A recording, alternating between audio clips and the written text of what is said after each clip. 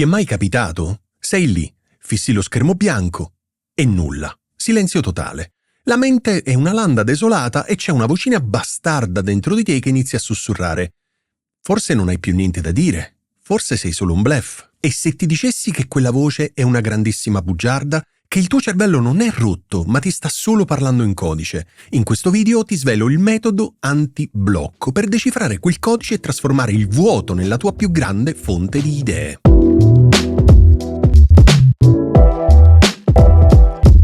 Se sei qui è probabile che tu conosca fin troppo bene quella sensazione di paralisi creativa. Io sono un creativo e per anni ho combattuto contro quello che credevo fosse un calo di talento o peggio ancora, la fine della mia creatività. Mi sentivo frustrato, totalmente inadeguato e la pagina bianca era diventata una sorta di giudice spietato.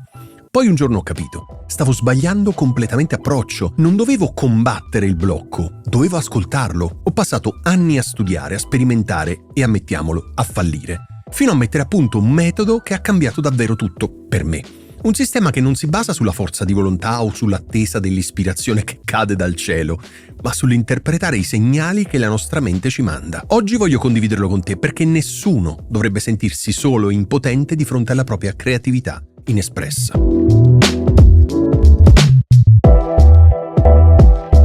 Prima cosa, smettiamo di chiamarlo blocco. Questa parola fa pensare a una sorta di muro, a qualcosa di insormontabile, ma non è così. Quello che chiamiamo blocco creativo è in realtà un segnale creativo. È il sistema di allarme del nostro cervello che ci dice «Ehi, c'è qualcosa che non va». Pensaci un attimo. Quando si accende la spia della benzina, non pensi che l'auto sia da buttare.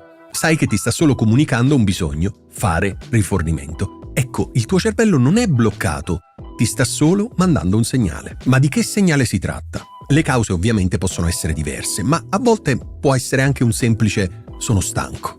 Noi viviamo in una cultura che glorifica la produttività a ogni costo, ma ci scordiamo che la creatività ha bisogno di riposo per rigenerarsi. La stanchezza, sia fisica che mentale, prosciuga le nostre energie. Altre volte, per esempio, il segnale più profondo riguarda le nostre emozioni. Può essere la paura del giudizio, magari di non essere all'altezza, di fare una figuraccia. Questa pressione soffoca le idee ancora prima che riescano a farsi vedere. E il nostro ego vuole apparire perfetto, non può quindi permettersi di sembrare impacciato e quindi ci impedisce persino di provare. Un altro segnale comunissimo è la noia. La nostra mente è come un campo. Se noi piantiamo sempre gli stessi semi, il terreno si impoverisce. La routine, la mancanza di stimoli nuovi, un ambiente monotono, tutto questo può spegnere la nostra capacità di creare connessioni inaspettate. Il cervello ci sta urlando «Ho bisogno di cibo nuovo, dammi esperienze, informazioni, prospettive diverse». Quindi il primo vero cambio di mentalità è questo. Il blocco non è il nemico, non è un fallimento, è una conversazione. È il tuo alleato più prezioso che ti sta indicando la strada per creare in modo più sano e sostenibile. Il nostro compito non è abbattere il muro, ma imparare a leggere il messaggio che c'è scritto sopra. E adesso vediamo come si fa.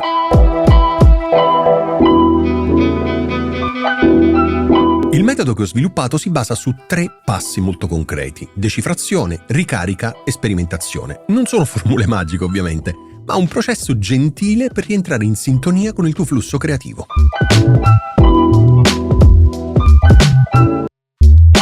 Il primo passo è fermarti a ascoltare. Invece di sbattere la testa contro il muro, prenditi un momento per fare il detective della tua mente. Chiediti con onestà e soprattutto senza giudicarti: cosa mi sta dicendo davvero questo vuoto? Per aiutarti, ecco le domande chiave. 1. Come mi sento fisicamente? Sono a pezzi? Ho dormito abbastanza? Ho mangiato? Lo so che ti può sembrare banale, ma la creatività è anche un processo fisico. Un cervello stanco non crea. A volte la soluzione non è un'altra ora di lavoro, ma un'ora di sonno o una passeggiata. 2. Qual è l'emozione che sento sotto la frustrazione? Se scavi un po', troverai quasi sempre qualcosa di più profondo. È ansia? Paura di quello che penseranno gli altri o peggio ancora di quello che penserai tu? Ti senti insicuro? Ti stai paragonando a qualcuno sui social? Ammettere una cosa del tipo «ho paura che questa idea faccia schifo» è molto più potente che dirti «non ho idee». 3. Cosa stavo facendo un attimo prima di bloccarmi? Stavi lavorando a un progetto che ormai ti ha stufato? Ti sei imposto delle regole troppo rigide? Forse il tuo cervello ti sta solo dicendo che quella strada non è giusta per te adesso. 4. Quando è l'ultima volta che ho dato da mangiare alla mia mente? Hai letto un libro che non c'entra niente col tuo lavoro? Hai visto un film strano e ascoltato musica nuova? Se la tua dieta di esperienze è sempre la stessa, è normale che la dispensa delle idee sia vuota. Quindi prendi un quaderno e rispondi seriamente. Scrivere ti costringe a dare una forma ai pensieri e ti aiuta a vedere chiaramente qual è il messaggio. Non è un esercizio da fare una sola volta, è una nuova abitudine. Una volta capito il segnale, devi agire. Se sei stanco, riposa. Ma se il segnale è noia, paura o mancanza di stimoli, devi passare alla ricarica attiva. Non significa cercare l'ispirazione passivamente, significa collezionare attivamente i puntini. Come diceva Steve Jobs, i puntini li puoi unire solo guardando indietro.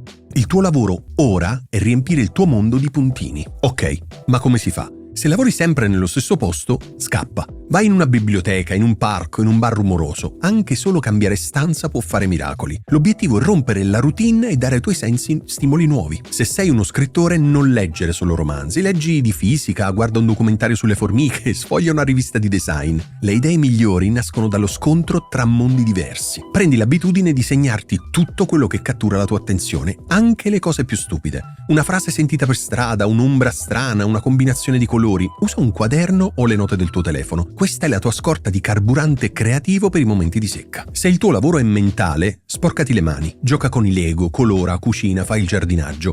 Queste attività usano parti diverse del cervello, abbassano lo stress e liberano la mente per connessioni inaspettate. Esci dalla tua testa. Fatti una chiacchierata con un amico, chiama tua nonna, vai a un evento. Le storie degli altri sono una miniera d'oro. La ricarica attiva non è una perdita di tempo, anzi è parte del lavoro creativo. È il momento in cui riempi il pozzo da cui poi tirerai fuori le tue idee.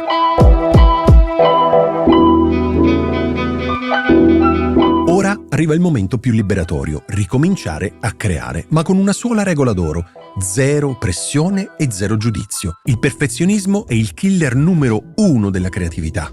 Per ripartire devi dare al tuo cervello il permesso di giocare e di sbagliare. Ecco qualche gioco pratico. Invece di cercare l'idea geniale, cerca volontariamente l'idea più stupida e banale. Devi scrivere un articolo? Scrivi il titolo più ridicolo che ti viene in mente. Devi disegnare? Fai lo schizzo più brutto di cui sei capace. È un esercizio potentissimo perché trasforma la tua pressione in un gioco. E spesso nel tentativo di creare qualcosa di orribile spunta fuori qualcosa di geniale. Ogni mattina, per 10-15 minuti, scrivi a mano 3 pagine di qualunque cosa ti passi per la testa. Senza rileggere, senza correggere. L'obiettivo è svuotare la mente dal rumore di fondo e aprire un canale diretto con il tuo subconscio. La libertà totale può sembrare strano, ma a volte paralizza. Datti dei vincoli strani. Scrivi una storia usando solo parole di 4 lettere. Crea un disegno usando un solo colore. Gira un video di 15 secondi su un oggetto noioso. I limiti costringono il cervello a diventare super creativo. Scegli un artista che ami e prova a copiare una sua opera. Non per plagiare, ma per imparare. Smonta il suo lavoro, cerca di capire le sue scelte, entra nella sua testa. Questo ti toglie la pressione di dover inventare qualcosa dal nulla. Inizia un progetto segreto, qualcosa che giuri a te stesso di non mostrare mai a nessuno. Sapere che non c'è un pubblico elimina la paura del giudizio e ti rende totalmente libero, audace e vulnerabile. Questa fase è fondamentale, ti insegna a separare la creazione dalla valutazione. Prima si crea liberamente e solo dopo, molto dopo, si valuta e si migliora.